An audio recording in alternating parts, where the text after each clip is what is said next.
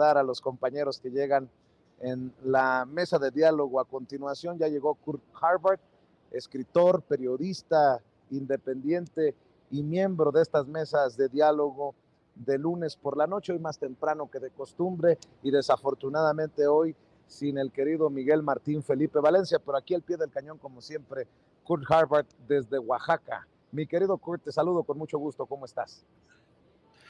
Muy bien, Vicente, ya que es un poco más temprano, no vamos a hablar de Monday Night Table, sino Monday Evening Table, ¿no?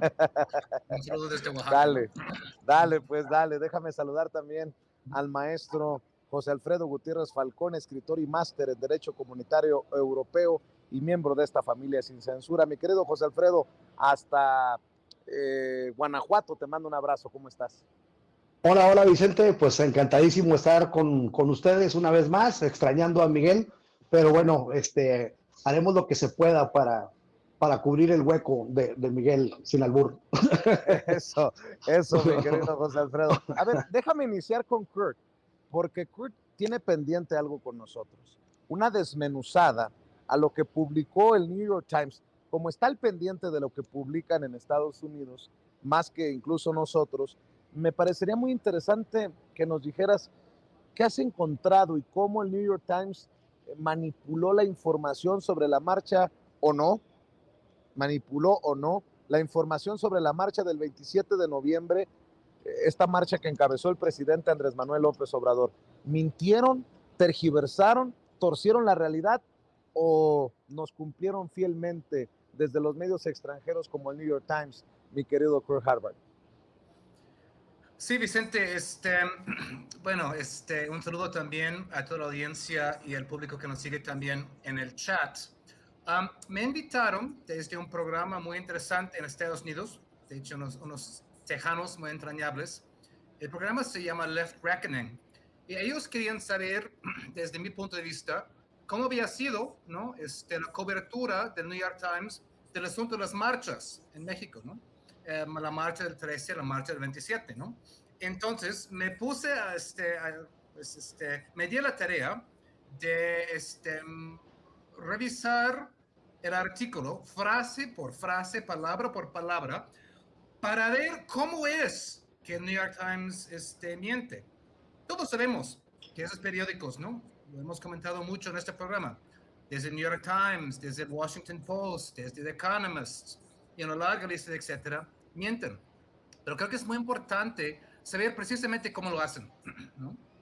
Um, y hay dos tipos de mentiras, ¿no? Siempre.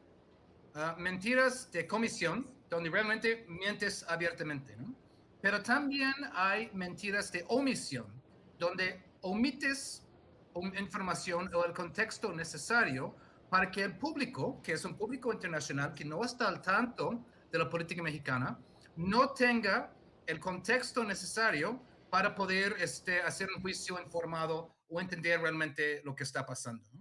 Entonces, realmente nada más quiero dar unos cuantos ejemplos, ¿no? Pues pueden encontrar el artículo en línea, se llama el presidente de México encabeza pues a sus una marcha a través de la capital del New York Times, escrito por Steve Fisher y María Abi Habib el 27 de noviembre, ¿no? Primero empiezan con el asunto de los números, ¿no? Bien sabemos aquí en México que hubo más de 1 millón de personas en la marcha, ¿no? Claro que el New York Times dice que solamente había decenas de miles para poder equiparar la marcha del 27 con la marcha del 13, que también, según ellos, tenían decenas de miles, ¿no? Entonces, la idea es equilibrar las dos marchas en las mentes de los lectores, cuando bien sabemos, y fue obvio a cualquier persona que siguiera el asunto, incluso de lejos, que la marcha del 27 fue, pues, por grados mayor en cuanto a tamaño, ¿no? Estamos hablando de 60,000 y más de 1 millón, es decir, ni siquiera hay comparación en ese sentido. Pero primero intentan equiparar los números. Esto era de esperarse, ¿no? Pero luego dicen algo que para mí es la esencia del New York Times, ¿no? Y es algo bastante clasista, ¿no? Lo que dice es, ¿no? Los reporteros, ¿no? Que El público estaba ahí para mostrar apoyo por un presidente que les había beneficiado económicamente a través de programas de welfare. Ahora bien, welfare en inglés es una palabra muy cargada, ¿no? Y tiene que ver con programas de asistencialismo a los pobres, ¿no? Que está muy bien, pero en inglés la palabra tiene una carga muy negativa, lamentablemente, por décadas ahí de políticos usando mal la palabra. Usaron la palabra welfare 4 veces en el artículo para seguir que esto entrara, ¿no? En la mente del lector gringo, ¿no? Welfare, welfare, welfare, welfare, ¿no? Aunque el público, así es un artículo, estaba menos consciente de las metas más específicas de López Obrador, incluyendo las polémicas cambios electorales. Es decir, según el New York Times, todos ustedes que asistieron a la marcha, ¿no? Todos ustedes no saben de qué trata la reforma electoral, ¿no? Y que solo estaban ahí por los programas asistencialistas que López Obrador les ha dado. Este es el grado de clasismo del New York Times, ¿no? Decir que la gente que fue a la marcha, la gente que apoya a López Obrador, no tiene agencia, no tiene voluntad propia y solamente están ahí porque están efectivamente pagados por los programas públicos, pero no tienen idea de la reforma electoral que vamos a estar seguramente hablando más adelante en el programa.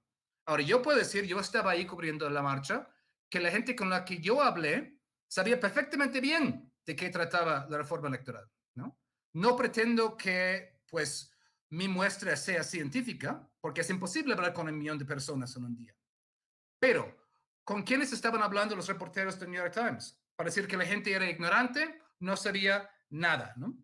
Luego, siguiente párrafo, dice, los cambios van a dar al presidente más control sobre los sistemas electorales de México.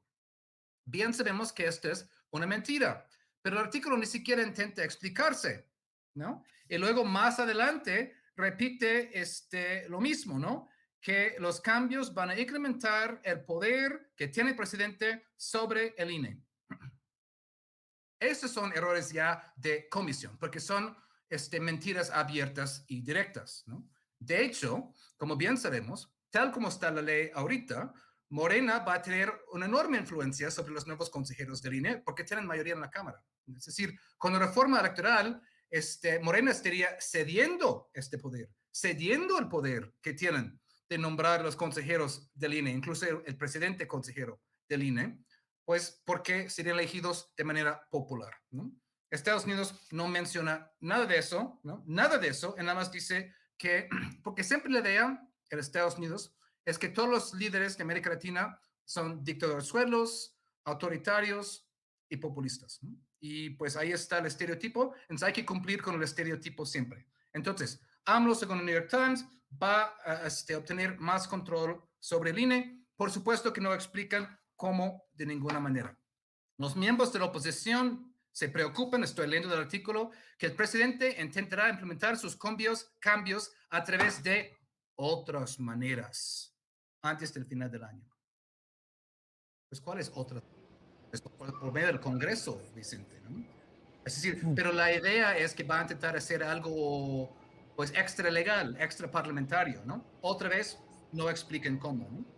Entonces, vaya, no quiero ocupar todo el programa en eso. Eso nada más son algunos de los ejemplos de cómo miente el periódico sistemáticamente. Y esto a lo largo, ¿no? Del artículo. Luego se dice al final, se piensa que AMLO quiere poner a alguien leal a él como presidente para que él pueda mantener su influencia una vez que salga de su cargo, ¿no? Se piensa. ¿Quién lo piensa? ¿Quién lo piensa? Eso es lo peor del periodismo. Cuando usan esto de se piensa, porque no quieren atribuir nada a nadie, ¿no? Eso se aprende en las primeras clases del periodismo. ¿Quién piensa? ¿No? También dicen, algunos economistas dicen que los programas de AMLO no son eficientes porque reparten la asistencia sin tomar en cuenta las necesidades. Es decir, porque son programas universales. Son programas que así deben ser, programas universales, ¿no? Pero algunas economistas se piensa, se dice, y por supuesto que citan a Claudio X, ¿no? Por supuesto, porque eres el perrito del New York Times, ¿no? Sin, por supuesto, dar el contexto de que es financiado por el gobierno de los Estados Unidos, ¿no? Bueno, esto manera de muy mini clase ahí. Ahí está todo el video en mi Twitter, está en inglés, eso sí, pero si pueden, recomiendo ampliamente que vean todo el programa, dura casi 1 hora, para realmente que entendamos, y creo que es importante, cómo mienten. No solamente entender que sí mienten, pero cómo lo hacen, cuáles son los trucos, cuáles son los engaños, cuáles son los mecanismos. Y bueno, pues abro la participación de hoy con eso. Pues déjame que se suelte la greña también José Alfredo Gutiérrez Falcón, pero algo que seguramente lo va a enchilar con